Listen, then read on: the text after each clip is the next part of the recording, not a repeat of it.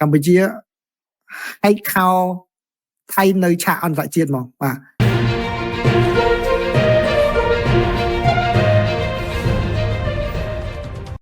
ខ្ញុំសង្កេតឃើញអាមេរិកខិតខំឲ្យខ្មែរសៀមរសាបត់ជបាញ់តែសៀមដូចជាមិនស្ដាប់អាមេរិកសោះតែសៀមប្រហែលជាបោះបង់ចោលកូនជឹងបោះបង់ជាកូនលែងជាកូនជឹងអាមេរិកដូចសេអាតូពីអតីតកាលឬយ៉ាងណាខ្ញុំថាអត់ទេបាទអត់ទេគាត់នៅតែវាចរិតគាត់តែអញ្ចឹងគាត់ចរិតគាត់របៀបចង់ដូចលោកគុណលោកគ្រូកិនភីគាត់ថាចរិតថៃធំចង់ស៊ីថៃទូចហ្នឹងបាទគាត់នៅតែចង់ចរិតហ្នឹងអញ្ចឹងបាទថាយើងត្រូវមើលយ៉ាងណាអោបអ្នកធំឲ្យជាប់ដែរចាប់ដៃមួយអ្នកធំទៅវិញដែរដើម្បីឲ្យនេះដែរហើយខ្ញុំជឿថាគាត់ចាញ់ខ្មែរទៅលើជ្រុងការទូតហ្នឹងគឺគាត់មិនសប្បាយចិត្តជាពិសេសពួកយោធានឹងពីព្រោះអីយោធាគាត់មិនអាចមកធ្វើការងារការទូតបានទេណាយោធាមិនអាចធ្វើការងារការទូតបានទេពួកស៊ីវិលជាអ្នកធ្វើការងារការទូតអញ្ចឹងអ្នកស៊ីវិលហ្នឹងគាត់ធ្វើការងារការទូតលតាក់ដូររដ្ឋបាលដូរអីផងចាញ់ព្រៀបខ្មែរហើយចាញ់ព្រៀបខ្មែរដល់អញ្ចឹងទៅទាហាននឹងមិនសប្បាយចិត្តចំណានេះបាទយើងមិនដឹងថាផ្ទៃក្នុងនៅពីក្រោយហ្នឹងគេនិយាយគេឆ្លោះគ្នាយ៉ាងម៉េចប៉ុន្តែមួយអ្នកមានកម្លាំងយោធានៅក្នុងដៃអាចធ្វើអ្វីក៏បានប៉ុន្តែអត់មានអាចមកប្រយុទ្ធនៅក្នុងសមរភូមិការទូតបានហើយខ្លួនឯងអត់មានតំណែងគ្នាល្អអញ្ចឹងហើយបានយើងមើលលោកសវណ្ណសួរហ្នឹងគឺវាមើលទៅដូចជាវាលក្ខណៈលតាក់លតបគ្នាអញ្ចឹងបាទហ្នឹងតាមការយល់ឃើញរបស់ខ្ញុំអញ្ចឹងណាបើដូចខ្មែរផ្សេងខ្មែរទាំងទាហានទាំងស៊ីវិលគឺការទូតនិងយោធាធ្វើស្មើគ្នាទៅគ្នាតែម្ដងបាទវាខុសគ្នាអញ្ចឹងពេលនេះល្អសម្រាប់ដូរគំនិតទាំងអស់គ្នាប្រឹងប្រែងខ្លាំងទៅរក្សាសន្តិភាពបាន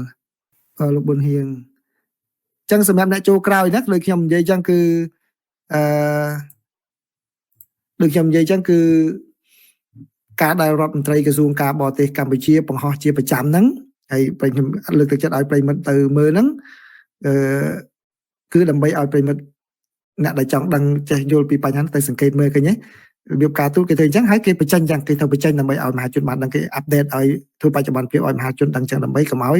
គាត់មានការបារម្ភច្រើនពេកបាទប៉ុន្តែក៏គេមានរឿងលក្ខខណ្ឌរបស់គេដែរបាទបើសិនជាខាងភាគីកម្ពុជាយើងបញ្ចេញប៉ុណ្ណឹងហើយប្រិមិត្តនៅបារម្ភទៀតនឹងក៏យើងមិនដឹងយ៉ាងម៉េចដែរប៉ុន្តែបើសិនជាគាត់បញ្ចេញឲ្យយើងមិនទៅមើលឬក៏មើលឲ្យយើងទៅគិតអីផ្សេងអាហ្នឹងធ្វើមិនទេអាហ្នឹងមនុស្សម្នាក់មាននិស្ស័យខុសគ្នាផលបន់ខុសគ្នាឈុនណាឈឿនអញ្ចឹងណាបាទគាត់សួរថាម៉េចបើតាមការសង្កេតរបស់លោកកឹមសេងក្នុងនាមជាអ្នកអតីតអ្នកសារព័ត៌មានហើយលោកក៏បានតាមដានចែករំលែកចំណេះដឹងដែលអាចធ្វើការពិចារណារៀនសូត្របើតាមការសង្កេតរបស់លោកតាមរយៈការថ្លែងសន្និដ្ឋាននេះតើកម្ពុជាមានប្រៀបតែឬទេខ្ញុំយល់ថាកម្ពុជាមានប្រៀបបាទខ្ញុំយល់ថាមានប្រៀបពីព្រោះអីមិនត្រឹមតែខ្លឹមសារនៃការថ្លែងសន្និដ្ឋានហ្នឹងទេពីព្រោះវេទិកានេះគឺជាវេទិកាដែលជួបគ្នាដើម្បីនិយាយអំពីបញ្ហាប្រទេសនីមួយៗក៏ទន្ទឹមនឹងនោះគឺជួយផ្ដល់នៅចក្ខុវិស័យយ៉ាងម៉េចដើម្បីជួយកែលម្អអង្គការសហប្រជាជាតិហ្នឹងបាទអង្គការសហប្រជាជាតិហ្នឹងអញ្ចឹងកម្ពុជាគាត់យកបញ្ហារបស់គាត់ហ្នឹងគឺស្នើទៅដល់វេទិកាអន្តរជាតិហ្នឹងហើយដែលថៃបាទថៃទោះបីជាត្រៀមខ្លួនហើយមុនក៏ដោយក៏ប៉ុន្តែការនិយាយរបស់ថៃគឺគាត់ចង់បង្ហាញថាគាត់ជា gentleman ច្រើនខ្ញុំស្ដាប់មើលអ្វីដែលគាត់និយាយពីបញ្ហាកម្ពុជាហ្នឹងគឺគាត់និយាយគាត់ជាអ្នករងកម្ពុជាយើងជាអ្នកវាយដើម្បីឲ្យឃើញពីបញ្ហាហ្នឹងបាទហើយមិនលឺគាត់និយាយមួយម៉ាត់ទេគាត់ថាកម្ពុជាបង្ហាញខ្លួនឯងជាជនរងគ្រោះបាទក៏ប៉ុន្តែការពិតជនរងគ្រោះនោះគឺជាអ្នកទាហានដែលជាប់មីនណាប្រជាពលរដ្ឋដែលកំពុងតែទៅ shopping ហើយគេផ្លោងចំសាលារៀនដែលបិទមិនឲ្យក្មេងទៅរៀនបាទគាត់និយាយនោះដូចថារឿងហ្នឹងកើតឡើងតែនៅស្រុកគាត់អញ្ចឹងគឺសាលារៀននៅខ្មែរហ្នឹងបើកដល់ពេលខ្មែរយើងមិននិយាយវិញនៅសាលារៀនខ្មែរមិនបិទវត្តខ្មែរត្រូវផងមិនគិតផងបាទដូច្នេះអ្វីដែលគាត់និយាយហ្នឹងគឺគាត់បើទោះជាអ្នករងគ្រោះទៅវិញចង់និយាយថាគាត់រងគ្រោះទៅវិញក្នុងពេលដែលរឿងហ្នឹងកើតតែលើគាត់អត់កើតនៅខ្មែរទេបាទអញ្ចឹងដូច្នេះអ្នកដែលមើលឃើញគេមើលឃើញកន្លែងហ្នឹងខ្ញុំថា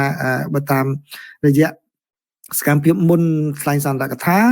ហើយនឹងក្រោយថ្លែងសន្និដ្ឋានបើខ្ញុំវាយតម្លៃគឺកម្ពុជាមានប្រៀបជាងពីព្រោះខ្ញុំឃើញសារព័ត៌មានមួយចំនួននឹងនៅនៃការខាងណាខ្ញុំឃើញមួយផ្លែតគឺគាត់ដាក់ចំណងជើងថាកម្ពុជាប្រលេះ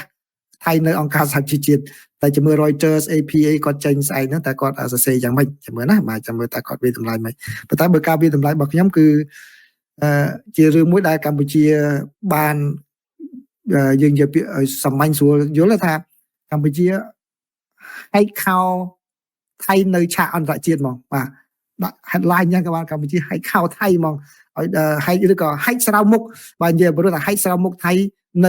នៅវេទិកាអង្គការសហជីវជាតិដែលធ្លាប់តែខ្លួនឯងអួតជាសុភាពបរោះឃើញចុងក្រោយលោកប្រាក់សខុនគាត់និយាយមួយម៉ាត់ដែលខ្ញុំយកមកឲ្យប្រិមត្តគាត់ថាកម្ពុជារវល់តែរឿងធ្វើការងារជួយស្ដារប្រជាពលរដ្ឋនឹងគ្មានណាទៅបកការឈ្លានពានគ្រោះថ្នាក់ដល់អ្នកណានោះទេបាទហើយយើងឲ្យសុខចិត្តការពារធិបតេយ្យមែនប៉ុន្តែការប្រើកម្លាំងជាជំរឿសចុងក្រោយហើយបាទប៉ុណ្ណឹងហើយយ៉ាងម៉េចទៀតបាទអញ្ចឹងខ្ញុំទោះបីជាថាខ្ញុំរៀងលំអៀងមកខ្មែរក៏ប៉ុន្តែក៏ខ្ញុំមើលតាមរយៈសកម្មភាពមុនថ្លែងហើយនិងសកម្មភាពថ្លែងនេះគឺខ្ញុំគិតថាកម្ពុជាគឺមានប្រៀបច្រើនអញ្ចឹងហើយបានដូចជាសំណួរមុននេះមិញហ្នឹងគឺមួយលេងការទូតហើយនឹងទាហានកម្ពុជាខាងការទូតហើយនឹងទាហានស៊ីសង្វាក់គ្នាបាទស៊ីសង្វាក់គ្នាថៃទាហានហើយនឹងពួក civil អត់ស៊ីសង្វាក់គ្នាទេអញ្ចឹងបាន civil ជាអ្នកធ្វើការងារការទូតទាហានជាអ្នកកាន់អាវុធពីអ្នកអត់ស៊ីសង្វាក់គ្នាអញ្ចឹងបានមើលទៅទាហានគាត់គ្រូគាត់ឃើញមកចាច់ប្រៀបទៅលើការទូតរបស់កម្ពុជាហ្នឹងបាទអស់ហ៎បាទ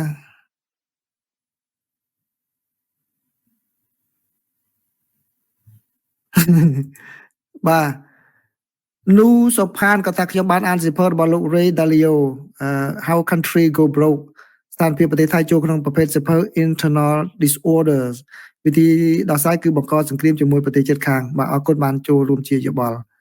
បាទអស់ហើយណាអូខេបាទអញ្ចឹងបាទសវត្ថបាទកម្ពុជាបកស្រោមមុខថៃនៅវេទិកាអង្គការសហជីវជាតិបាទដាក់ចំណងហ្នឹងជើងយ៉ាងហ្មងបាទពីព្រោះថៃគាត់ចិនថាម៉ែសូម្បីតាខ្ញុំគិតខែនោះមកគាត់និយាយមកខ្ញុំមិនចង់និយាយពីរឿងហ្នឹងទេក៏ប៉ុន្តែដោយសារកម្ពុជានិយាយមកហើយខ្ញុំក៏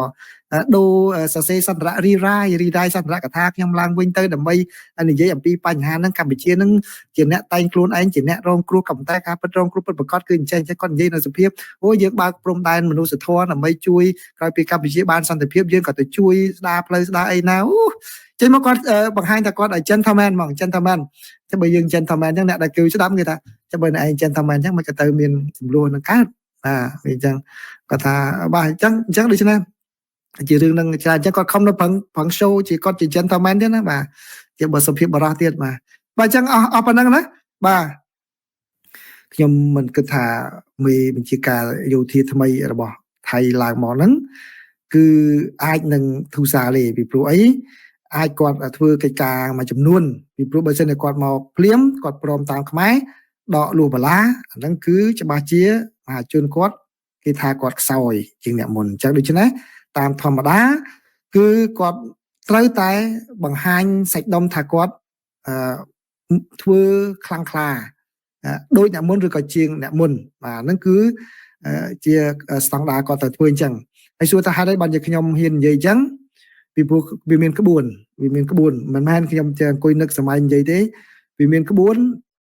ព្រោះគាត់កូនសារអាមេរិកាំងបាទកូនសារអាមេរិកាំងក្បួនអាមេរិកាំងគេធ្វើអញ្ចឹងក្បួនអាមេរិកាំងនៅពេលដែលដូរ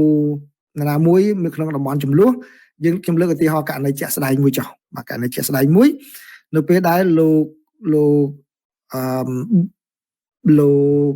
ប្រធានាធិបតីGeorge Bush ចង់ភ្លេចឈ្មោះគាត់ហ្នឹងបាទ George Bush ឪពុកហ្នឹងគាត់បាទចាញ់លោក Bill Clinton បាទចាញ់លោក Bill Clinton នៅក្នុងការបោះឆ្នោតប្រធានាធិបតីពេលហ្នឹងនៅខាងអ៊ីរ៉ាក់ហ្នឹងគេសប្បាយរីករាយក៏ប៉ុន្តែនៅពេលដែលលោក Bill Clinton ឡើងកាន់អំណាចមកលោកបញ្ជាកម្លាំងឲ្យទៅដាក់នៅអ៊ីរ៉ាក់ហ្នឹងមកក្តាំងមកយូរអញ្ចឹងទៅដើម្បីឲ្យស្ងាត់មាត់អញ្ចឹងបានលោកដំណើរការនេះឡើងវិញអញ្ចឹងអ្វីដែលខ្ញុំគិតមើលគឺក្បួនយោធាថៃអាចនឹងប្រើតាក់ទិកហ្នឹងបាទតាក់ទិកហ្នឹងគឺគាត់នឹងធ្វើក្ដុំក្ដាំងអីកន្លែងណាធ្វើអីណាមួយបន្ថែមទៀតបាទអញ្ចឹងបានថាប្រិមិត្តខ្ញុំមិនបំផុសទេណាបាទមិនបំផុសអីទេគាត់ថាគឺដើម្បីឲ្យយើងតាមមើលហើយនឹង ប្រយ័ត្នប្រុងប្រយ័ត្នផងបាទក្នុងករណីដែលមានរឿងអញ្ចឹងក៏ប៉ុន្តែក្រោយពីរឿងហ្នឹងអាចនឹងមានការនិយាយគ្នាទៅវិញពីព្រោះទាហានដែលចូលមកនិយាយគ្នាអាចនឹងស្រួលជាងបើសិនជាមិនមានឥទ្ធិពលលូកលាន់ពីនយោបាយខ្លាំងបាទគាត់ថាខ្ញុំឲ្យប៉ុណ្្នឹងឯងបាទខ្ញុំសង្ឃឹមថាអ្វីដែលខ្ញុំនិយាយនឹងខុសទៅចោះបាទសង្ឃឹមថាខុសទៅចោះដើម្បីកុំឲ្យមានប៉ះពាល់ដល់សេចក្តីសុខបាទអញ្ចឹងអធិស្ឋានណាបើនិយាយទៅស្រាប់តែថាមានលក្ខណៈបំផុសអីហ្នឹងបាទអត់ទេគឺខ្ញុំគាត់ថាផ្អែកមើលនិន្នាការមើលនិន្នាការហ្នឹងគឺអ្នកដែលឡើងថ្មីហ្នឹងគឺมันអាចនឹងបធូរដៃជាងអ្នកមុនទេអាចនឹងបង្កើនបន្តិចប៉ុន្តែបង្កើនរយៈពេលយូរប៉ុណ្ណាយើងអត់ដឹងដែរអញ្ចឹងណាបើតាមមើលសភាពការហ្នឹងបាទគាត់មិនអាច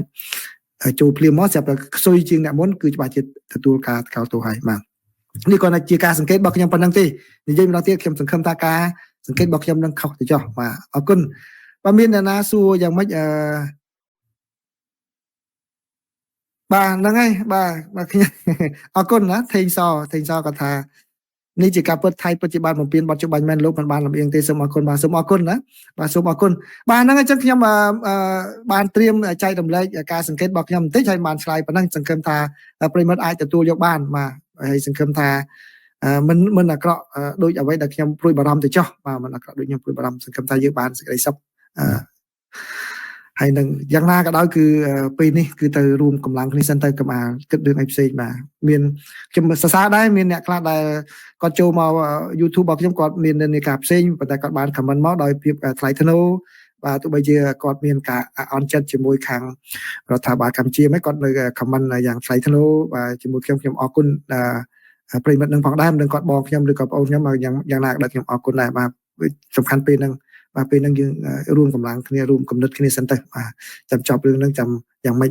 ចប់រឿងហ្នឹងខ្ញុំលែងនិយាយឲ្យខ្ញុំនិយាយទៅរឿងអន្តរជាតិវិញហើយពេលហ្នឹងគឺនឹងចាក់ស្ដាយទាំងខានបានស្ដាប់